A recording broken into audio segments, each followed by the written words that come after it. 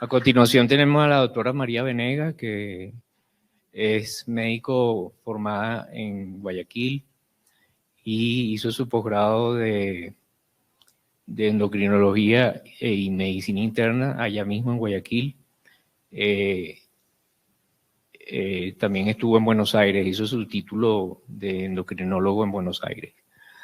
Ella nos va a hablar de quién requiere tratamiento hormonal en la menopausia, de lo que estábamos hablando ahorita. Lo vamos a ahondar en esta conferencia. A ver, doctora Venega, adelante, por favor. Ok.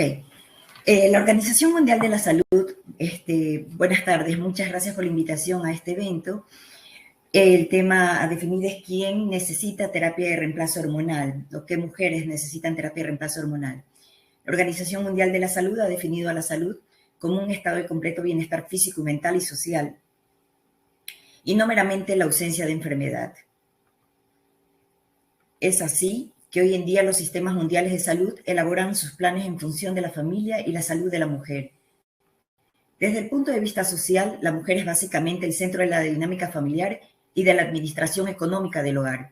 Aumenta su responsabilidad como cuidadora de padres a esa edad, a la etapa de la menopausia, de suegros, de adultos mayores o de nietos. Si sumamos todos estos factores a los cambios fisiológicos que se producen en el climaterio, esto va a conllevar una gran sobrecarga física a la mujer, una carga mental determinante para su salud, cuyo resultado va a ser el aumento del gasto social relacionado con complicaciones o deterioro de la salud. A todo esto, decimos que el climaterio constituye entonces una etapa en la vida de la mujer que demanda una preocupación especial en su salud, ya sea para mantener o para mejorar su calidad de vida y no ser una simple espectadora de la vida. La razón por la que en los últimos años se han aumentado básicamente el interés a nivel mundial en el estudio del síndrome climatérico y justamente en la detección oportuna de padecimientos que pueden deteriorar la calidad de vida de la mujer. El periodo de envejecimiento de la mujer va a estar asociado a una ocurrencia natural llamada menopausia. Su característica principal va a ser una incapacidad para la fertilidad y la reproducción. La OMS, la Organización Mundial de la Salud, ha definido a la menopausia natural como un cese permanente de la menstruación determinado de manera retrospectiva tras 12 meses consecutivos de amenorrea, sin ninguna causa patológica y como resultado de la pérdida de la actividad ovárica folicular. La edad de presentación va a estar entre los 45 y 55 años, con una media que va a ser de 51 años. Otros definen a la menopausia, o algunas organizaciones, y es casi igual, la menopausia natural definida como la ausencia de la menstruación durante un periodo de 12 meses, que ocurre entre una edad promedio de 49 y 52 años, pero que tiene una variación de acuerdo a la etnia o a la raza. La mediana de edad sigue siendo 51.4 años de edad, sobre todo en países de ingresos elevados. Entonces, hay conceptos que tenemos que tener claros. La menopausia prematura es aquella de la que acabamos de escuchar hablar antes de los 40 años de edad, también conocida como la insuficiencia ovárica primaria, o puede ser de causa secundaria, y que afecta alrededor del 1% de las mujeres. La menopausia temprana, que es la generalmente definida entre los 40 y los 45 años y que ocurre aproximadamente en el 5% de las mujeres. En la mayoría de las mujeres, la menopausia está precedida por una fase de unos 4 años, durante la cual las características de los cambios en su función son endocrinas, biológicas y ováricas son muy evidentes. Climaterio y perimenopausia tienen que adoptarse como términos sinónimos y se va a definir como un periodo entre el inicio de la variación de los ciclos menstruales hasta los 12 meses después de la última menstruación. Hay los llamados sistemas de estadificación, y estos sistemas de estadificación de los eventos fisiológicos nos ayudan básicamente a mejorar la comparabilidad de las estrategias y facilitar la toma de decisiones clínicas. Hay un taller de expertos reunidos hacia el año 2001, fue el primer taller reunido para medir o estadificar la edad de envejecimiento de reproducción de la mujer, con el objetivo de discutir y consensuar la nomenclatura y la clasificación de las etapas de envejecimiento reproductivo de la mujer. Son 3 etapas: la etapa reproductiva, la etapa de transición de la menopausia, que la subclasificó en temprana y tardía, y la posmenopausia.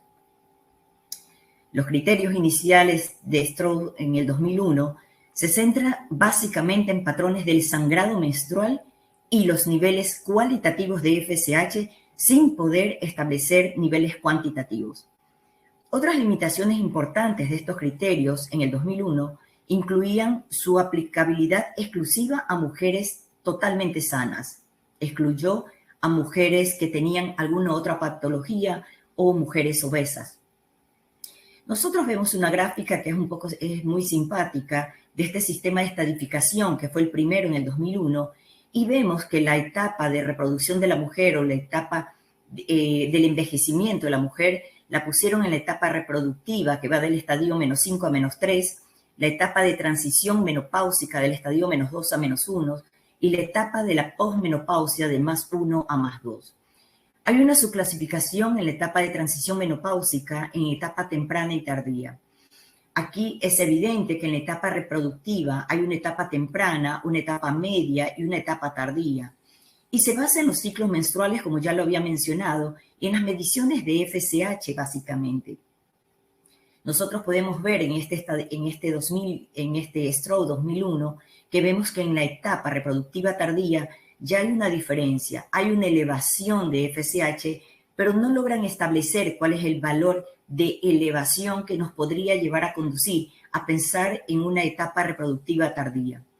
Tenemos una etapa de transición menopáusica también clasificada como temprana y tardía, la llamada etapa de la perimenopausia. Esta etapa de la perimenopausia se va básicamente a caracterizar porque la mujer empieza a tener variaciones en sus ciclos menstruales.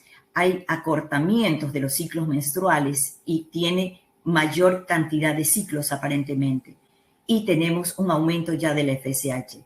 En la etapa de transición o perimenopausia tardía, la mujer tiene 2 o más ciclos que perdidos, y básicamente pueden haber ciclos cada 60 o cada 90 días, ciclos amenorreicos totalmente. Y se eleva aún más la FSH, pero no nos dan valores que nos puedan determinar si estamos en una etapa de transición tardía. Y podemos observar la etapa de la posmenopausia con su clasificación en temprana y tardía, donde vemos de que la mujer ya no tiene ciclos menstruales, donde podemos observar una línea que marca ya un ciclo o una terminación de las menstruaciones, donde ya prácticamente para determinar posmenopausia han pasado 12 meses en esa mujer sin ningún tipo de menstruación, con una FSH muy alta. Esta etapa de la posmenopausia temprana abarca un aproximado de 4 años y la etapa posmenopausia tardía, bueno, es hasta la muerte de la mujer. Nosotros podemos ver esta correlación de lo que pasa en la etapa de la menopausia, ¿cierto?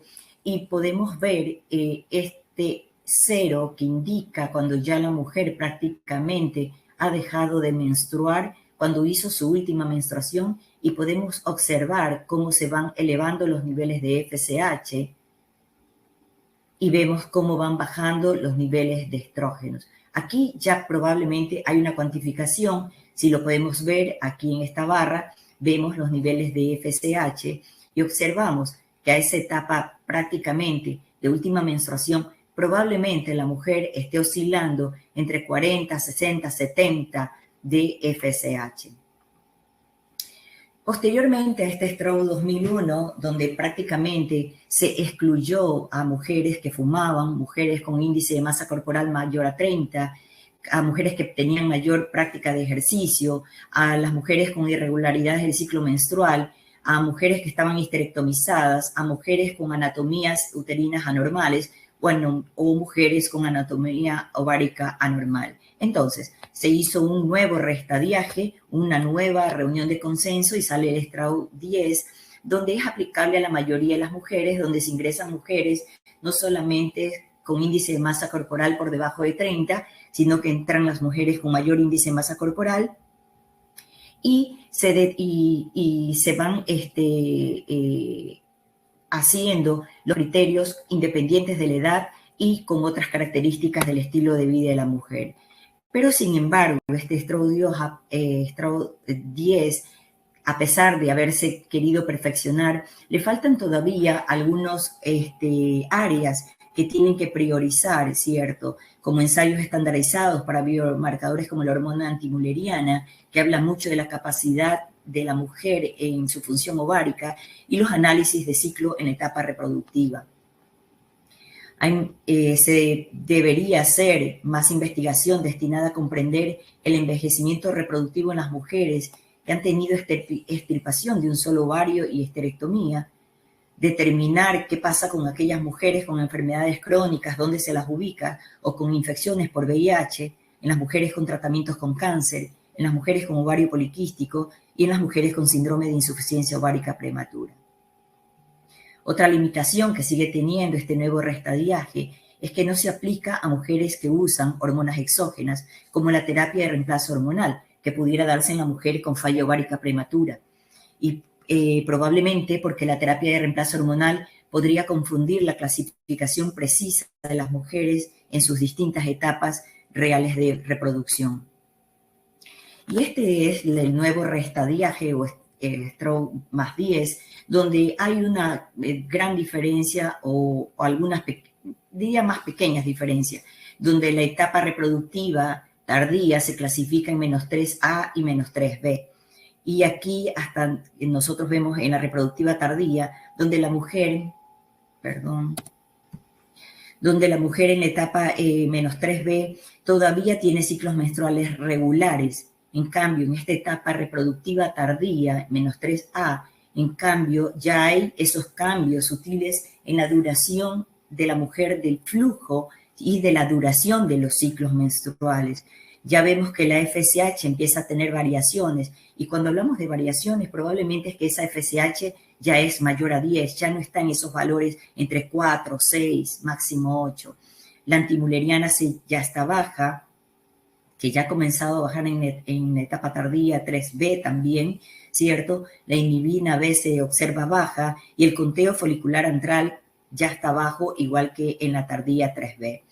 Hay variaciones en lo que sería la etapa de la posmenopausia, donde la clasifica en 1A, 1B y 1C.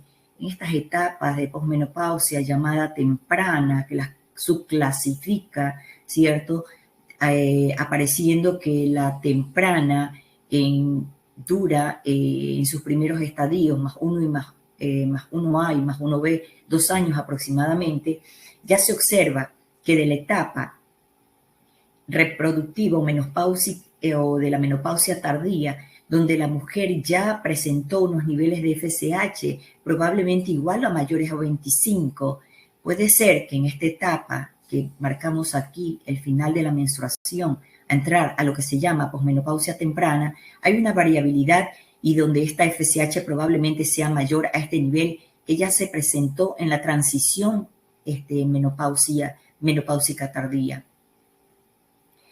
Y vemos que hacia lo que sería la menopausia, la posmenopausia temprana más 1C, ya esta FSH se estabiliza. Y cuando hablamos de estabilización, probablemente sean esos valores de FSH entre 40, 60, 80 que se observa muchas veces en nuestros pacientes.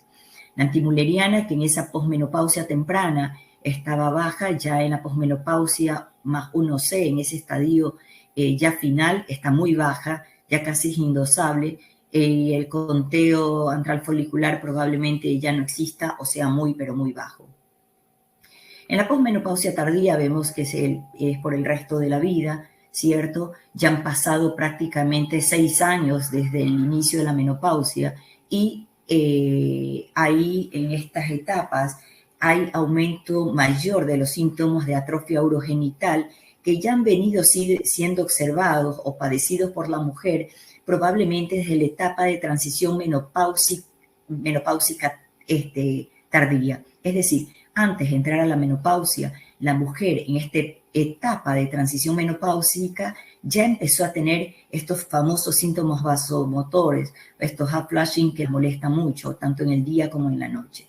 En la etapa de la posmenopausia temprana son más probables, son más evidentes en las mujeres, ¿cierto? Y pueden tener una duración de las cuales vamos a hablar más adelante, pero en la posmenopausia tardía tiene muchos síntomas en la área urogenital de las mujeres. Bueno, esta es una diapositiva que muestra básicamente los dosajes hormonales, los cambios en la transición menopáusica y posmenopáusica temprana, ¿cierto? Donde se observa claramente la disminución en secuencia de la inhibina B, como baja mayormente ya la antimuleriana, donde la FSH alcanza su mayor valor hacia la posmenopausia temprana. En la posmenopausia temprana, el estradiol como baja totalmente y donde ya prácticamente acá ya no observamos ciclos menstruales. Entonces, un resumen de las etapas de estadificación que nos ayudan mucho. Estas etapas de estadificación nos ayudan mucho porque realmente se piensa muchas veces de que algo de terapia debe de comenzar básicamente justo los 12 meses posteriores. A veces tenemos que ayudar a las mujeres un poco antes porque ya tiene síntomas vasomotores antes de que entre en amenorrea total. Esto los voy a seguir porque ya los hablé un poquito, ¿cierto? Y vamos a ver cuál es el objetivo de la terapia hormonal menopáusica. El objetivo principal de la terapia hormonal menopáusica es mejorar la calidad de vida de las mujeres, aliviando o eliminando los síntomas de ella. ¿Cómo se elige la terapia hormonal menopáusica? La terapia hormonal para la menopausia es una elección individual y va a ser motivada por mejorar la calidad de vida y las prioridades de la salud de cada mujer. ¿Qué factores van a involucrar la elección de la terapia hormonal menopáusica? Los factores que van a básicamente involucrar esta elección van a ser múltiples. Edad, tiempo desde la última menstruación, el riesgo de tromboembolismo venoso, el accidente cerebrovascular, la cardiopatía isquémica y el cáncer de mama. ¿Cómo tomamos la decisión? La decisión de iniciar la terapia y la selección de la modalidad de tratamiento debe ser totalmente individualizada, tomando en cuenta la calidad de vida de la mujer y sus prioridades, así como los factores de riesgo específicos y las amenazas potenciales que podría tener esta terapia en tal o cual mujer. Entonces hablamos de plan individualizado para la menopausia y es muy importante que podamos distinguir entre una mujer menopáusica sintomática y entre una menopáusica asintomática. Las mujeres se pueden presentar a la clínica de menopausia o a nuestro consultorio, tanto con problemas físicos y psicológicos, con síntomas claros de menopausia, o simplemente ser esa asintomática que solicita un médico para un chequeo general para tener un contacto oportuno y elegir a su profesional de la salud. ¿Qué exámenes se deberían realizar antes del comienzo de una terapia hormonal menopáusica? Primero, antecedentes médicos personales. Tenemos que tener claro todos sus antecedentes quirúrgicos, medicamentos, antecedentes obstétricos, la presencia o no de diabetes gestacional, de hipertensión gestacional, antecedentes familiares, ya sean de cáncer o enfermedades vasculares venosas. Exploración física, ¿cierto? La relación del peso, su índice de masa corporal, la palpación de mamas obligatoria, un examen ginecológico con un frotis citológico para detección de cáncer y ecografía transvaginal. Debemos de tener examen de mamas, verificación de resultados con mamografía y ultrasonografía obligatoria. ¿Qué debemos determinar obligatoriamente en laboratorio? Glucosa en ayunas, un perfil lipídico, colesterol y sus fracciones, lo mismo que los triglicéridos. Pacientes con factores de riesgo, realizar una prueba de tolerancia oral a la glucosa. Realizar el estudio de FSH, de estradiol y de antimuleriana. Hay otras situaciones donde se puede pedir sus hormonas tiroideas, la TSH, las transaminasas, sistema de coagulación, ecografía abdominal, evaluación del sistema venoso en las extremidades inferiores, examen de carótidas, densitometría o evaluación de predisposición genética a cáncer de mama y ovario. Este último ítem todos estos estudios pueden ser necesarios o no. Todo va a ser de acuerdo al tipo de paciente que yo tenga en ese momento y determinar de acuerdo a la historia clínica que hice y del examen físico, puedo complementar todos estos estudios que van a ser eminentemente necesarios. ¿Cuáles son las indicaciones o cuáles son las mujeres que deberían ir a terapia de reemplazo hormonal?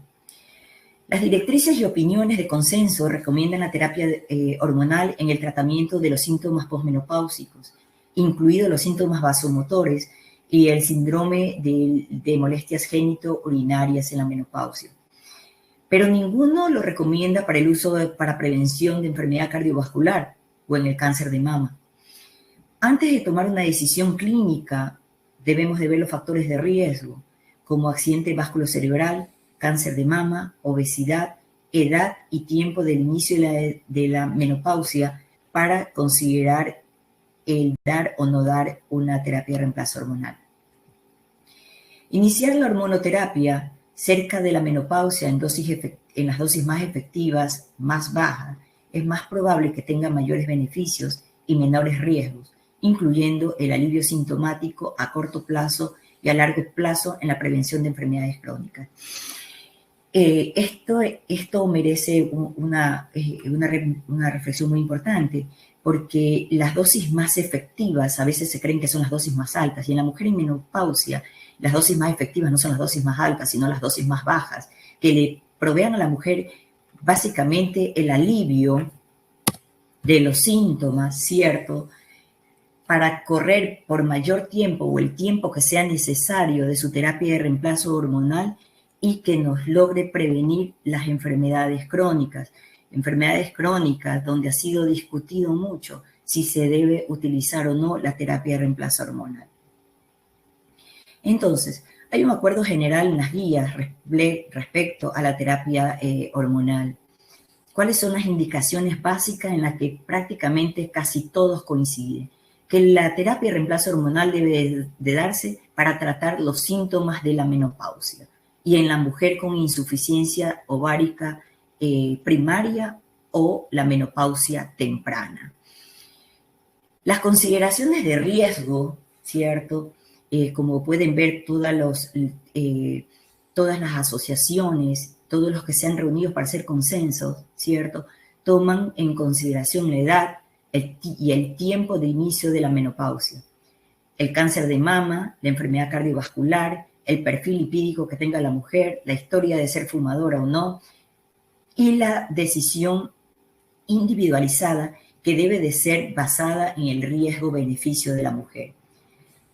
Todos o casi todos coinciden que la edad de inicio de la terapia hormonal debe de ser por debajo de los 60 años, no más allá, y que debe de ser dentro de los primeros 10 años del inicio de la menopausia, no más allá de los 10 años. Y en lo que están de acuerdo es que hayan posibles efectos beneficiosos de prevenir los eventos cardiovasculares o la enfermedad cardiovascular cuando la terapia de reemplazo hormonal haya sido iniciada muy estrechamente o muy cercana al inicio de la menopausia. La duración de la terapia hormonal es totalmente individualizada. Muchas sociedades o muchas organizaciones manifiestan que debe de ser el menor tiempo posible. Y algunos dicen de que debe de ser por debajo de 5 años de iniciada la menopausia de la mujer, que no debe de ser más allá de eso.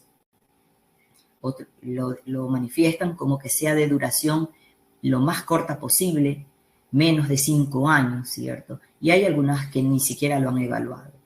Las dosis, vuelvo a decir, las dosis más bajas efectivas para aliviar los síntomas y minimizar los riesgos de la terapia.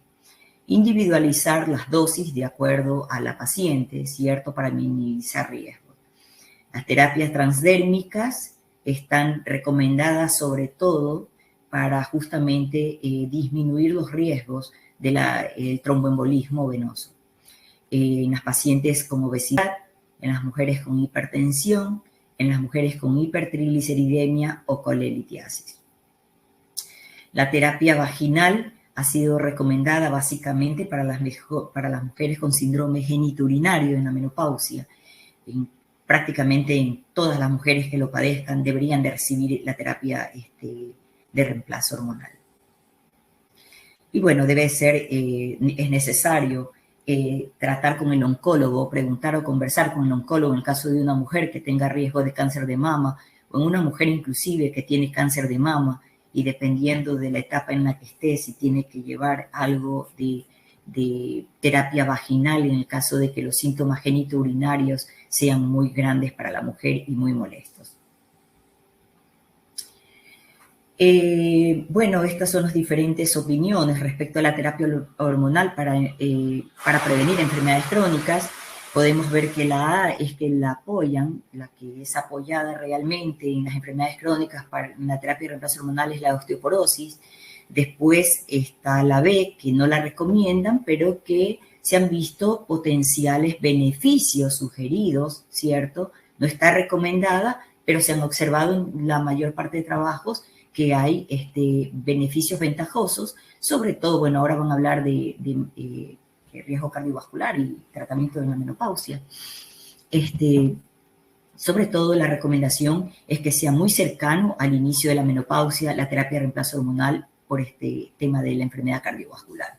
Y las que estamos viendo con la C, que no la recomiendan, pero parecería ser segura, y la D, donde básicamente no se recomiendan. Muchas asociaciones no la recomiendan, ¿cierto? Como en diabetes, en demencia, donde, por ejemplo, para diabetes solamente tenemos a la IMC, a la Sociedad Internacional de Menopausia, que es la única que la recomienda, ¿cierto? Y en demencia no hay recomendaciones para el uso. Son temas totalmente discutidos en enfermedades crónicas. Bueno, los síntomas, la menopausia y edad, tenemos a la mujer sintomática y la mujer asintomática, aquella que no tiene síntomas de menopausia. Pero en todo caso, en la decisión de tomar o de llevar terapia de reemplazo hormonal va a ser en virtud la decisión de prevenir la salud de la mujer. Los síntomas de la menopausia, el complejo de síntomas se puede dividir en síntomas vasomotores, síntomas vasomáticos, el síndrome genitourinario de la menopausia y los síntomas neuropsiquiátricos. Es un conjunto, un esquema que resumen la mayor cantidad de molestias que tiene la mujer, dolores musculoesqueléticos, disfunción sexual, depósito de grasa, se engorda, las molestias genitourinarias, los síntomas neuropsiquiátricos, olvidos, irritabilidad, el insomnio, que es algo que acompaña muchísimo a la mujer en la menopausia, y los síntomas vasomotores. Entonces, la terapia hormonal en la menopausia está esencialmente indicada en las mujeres sintomáticas menores de 60 años o dentro de los 10 años desde la menopausia, pero que no tenga ninguna contraindicación.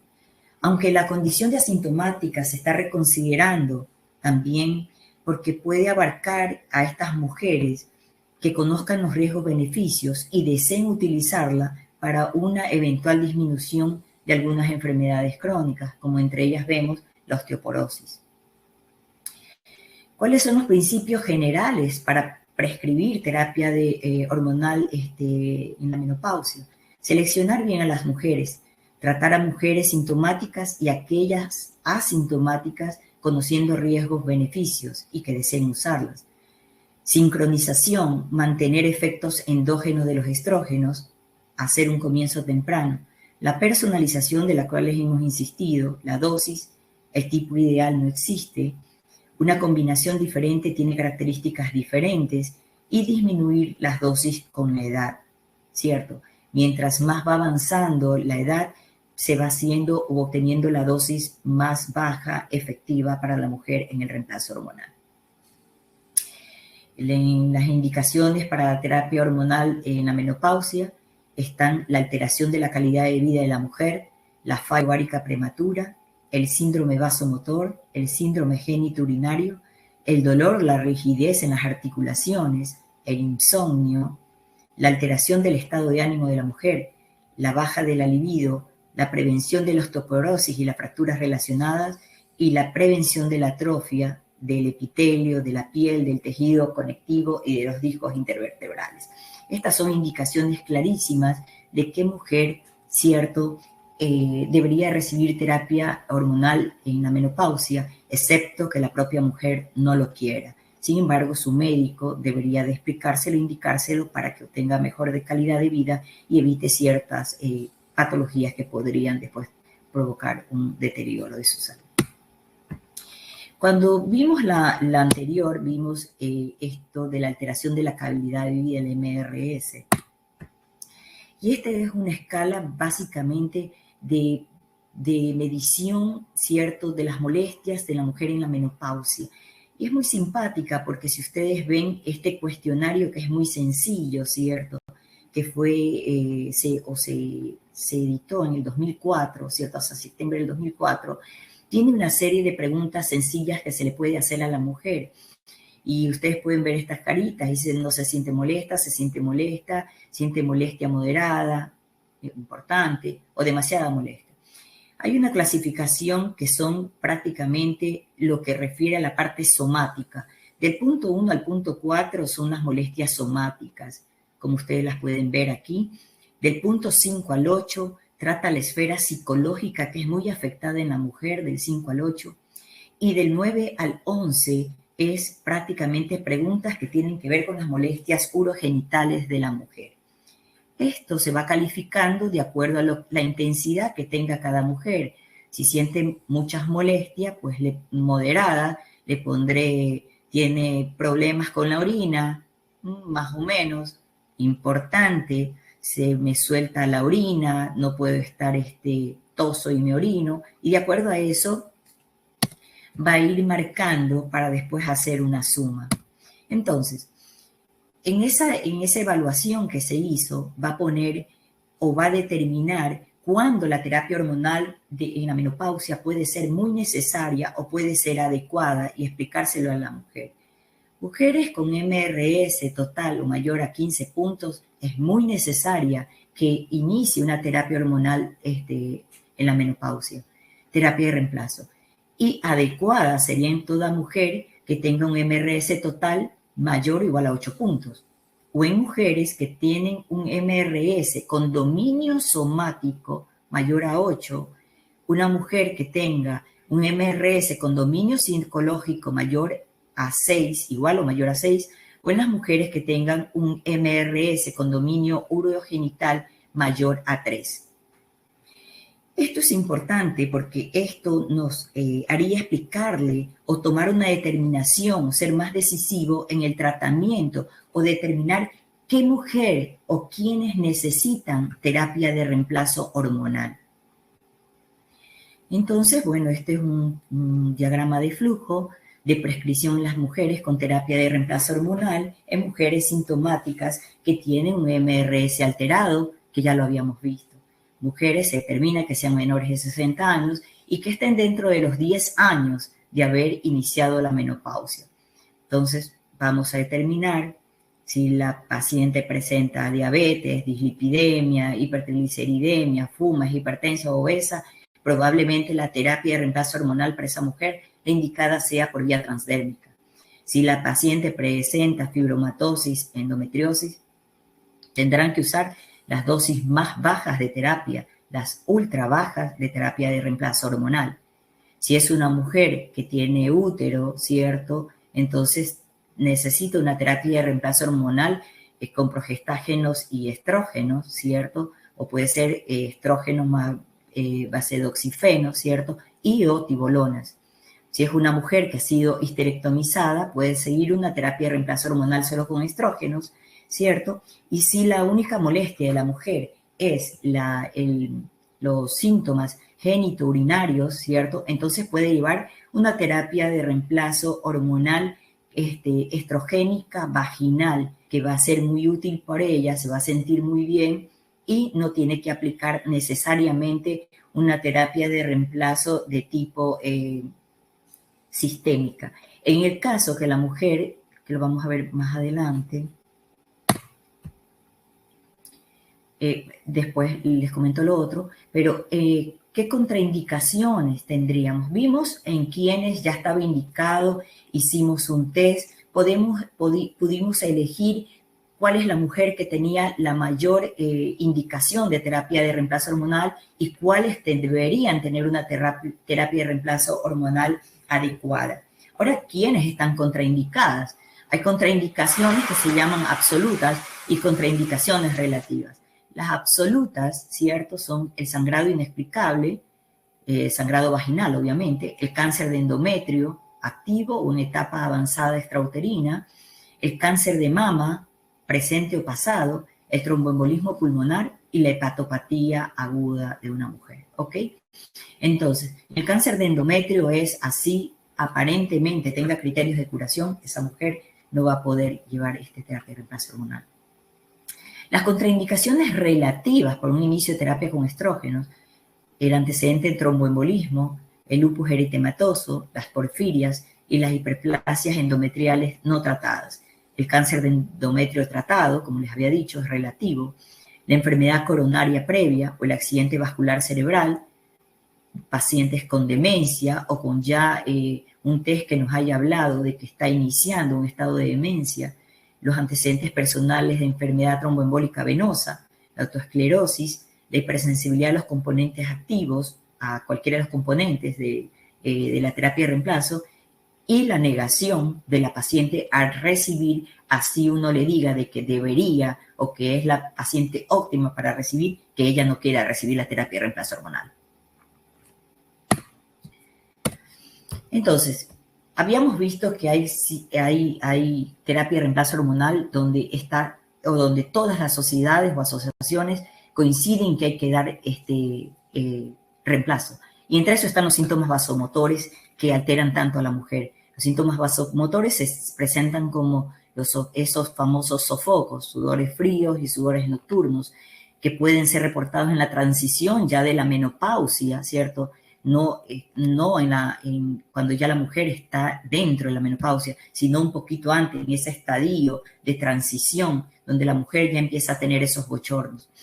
La máxima intensidad de estos síntomas vasomotores se presentan durante los 2 primeros años de la posmenopausia y luego disminuyen con el tiempo. Pueden durar de 6 a 2 años. Hay mujeres que les duran 10 años o más y hay mujeres que tienen 70 y 80 años y todavía tienen síntomas vasomotores. Antes de decir que son síntomas vasomotores, debemos excluir otras causas de sofocos antes de planificar el tratamiento. La incidencia de estos síntomas vasomotores, que es lo más frecuente que afecta a la mujer, es del 75% aproximadamente hasta el 85%, y hay una alta prevalencia que puede variar del 19 al 75% en estudios realizados en la India, y en la prevalencia en los asiáticos de Reino Unido se informó del 71% y en los australianos del 33%. Estos síntomas vasomotores son importantes para el plan de manejo, ¿cierto? Clasificar los grados de sofoco, sensación de calor leve sin transpiración, sensación moderada de calor con sudoración o esa fuerte sensación de calor con sudoración y palpitaciones que le interrumpen la vida o la actividad habitual y laboral de la mujer.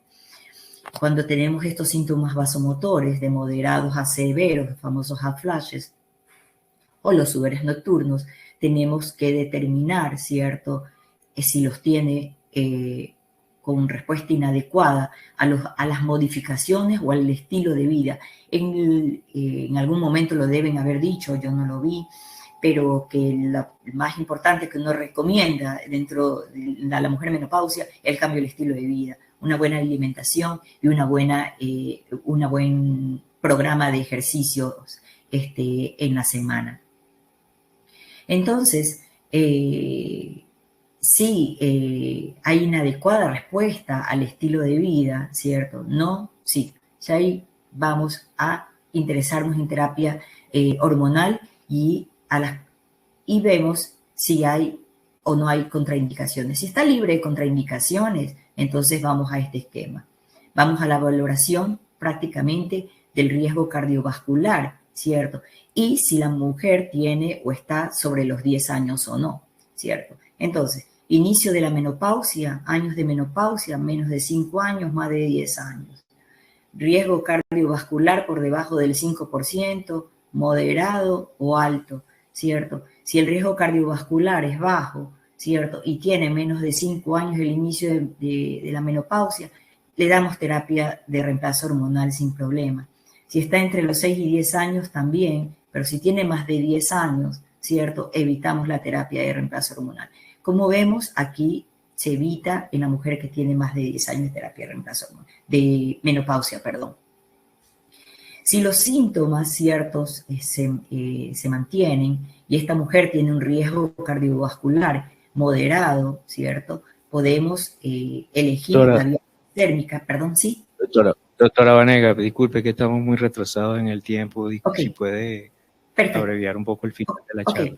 Ok, listo. Gracias. Vamos a hacer esto, pero bueno, estamos viendo de que podemos ir a aquellas mujeres que tengan o no tengan síntomas y a mantener la terapia de reemplazo. Entonces, el síndrome genitourinario, que es el otro causa de terapia de reemplazo hormonal, que se caracteriza por sequedad vaginal, polaquiuria, nicturia, urgencia urinaria y vaginitis recurrentes y cistitis.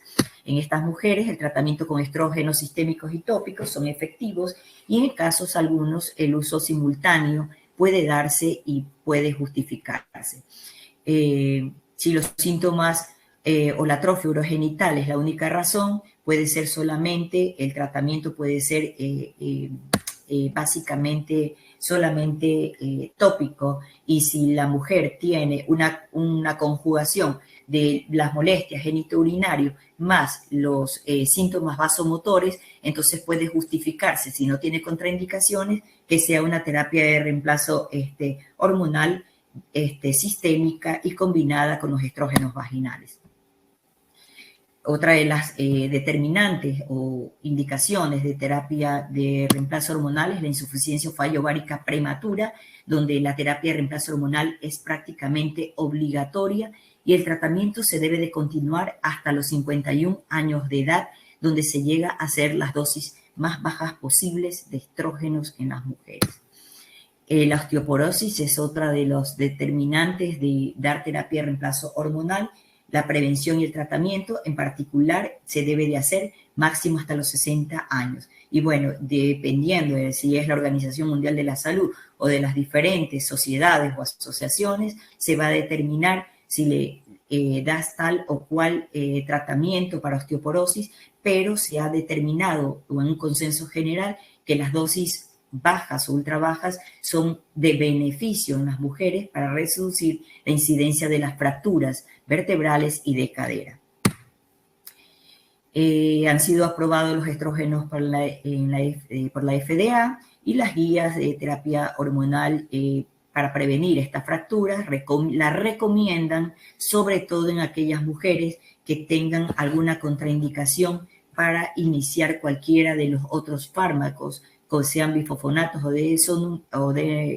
o denosumab o cualquiera de los biológicos para evitar la osteoporosis. Entonces, prevención de trastornos sistémicos es algo muy discutido, ¿cierto? Todavía. Algunas asociaciones o sociedades les dan un sí, ¿cierto? Y en la reducción del riesgo de enfermedades cardiovasculares se aplica mucho el decir que sea al inicio de la menopausia, ¿ok? Y podemos concluir que toda mujer en etapa de climaterio debe recibir información sobre su terapia hormonal en la menopausia, sobre sus potenciales beneficios y riesgos, que la terapia de reemplazo hormonal puede prescribirse de no existir una contraindicación a mujeres sintomáticas, que también puede considerarse su indicación a mujeres asintomáticas que, conociendo sus riesgos-beneficios, deseen utilizarlo. La seguridad de la terapia de reemplazo hormonal va a depender en gran medida de la cuidadosa selección de la aplicación y de las recomendaciones vigentes de indicación y de la contraindicación. En las mujeres sintomáticas, ¿cierto?, de la edad de 60 años o dentro de los 10 años de inicio de la menopausia, los beneficios de la terapia de reemplazo hormonal superan todos los riesgos estudiados.